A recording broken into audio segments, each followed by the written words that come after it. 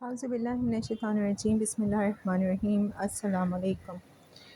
اللہ کی رضا کا حقیقی معیار کیا ہے، یہ جاننے کے لیے میں ایک واقعہ عرض کرتی ہوں۔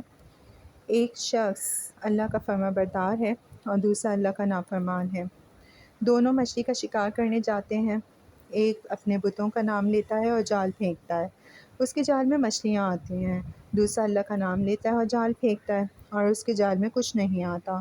کوشش کرتے کرتے شام ہو جاتی ہے اور وہ اللہ کا نافرمان، غیر اللہ کا پکارنے والا، اپنی مچھلیوں کا تھیلا بھر کر لاتا ہے اور یہ اللہ کا ماننے والا اپنا تھیلا خالی لے کر آتا ہے۔ اللہ کا فرشتہ کرامن کاتبین، حساب کتاب لکھنے والا فرشتہ، غمگین ہوتا ہے اور عرض کرتا ہے کہ اے اللہ، وہ تیرا نام لینے والا خالی ہاتھ آ رہا ہے اور تیرے دشمنوں کا نام لینے والا مچھلیوں سے بھرا ہوا تھیلا لا رہا ہے۔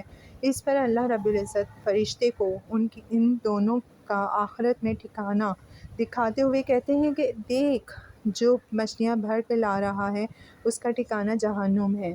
مچھلیاں اس کے کس کام کی، اور جو خالی ہاتھ آ رہا ہے اس کا مسکن یہ جنت ہے اور اس کا کوئی بدل نہیں۔ جیسے ہم کہتے ہیں کہ وہ اتنے نافرمان ہیں لیکن پھر بھی مزے کر رہے ہیں، اور یہ اتنے فرما بردار ہیں پھر بھی تکلیفوں میں مبتلا ہیں۔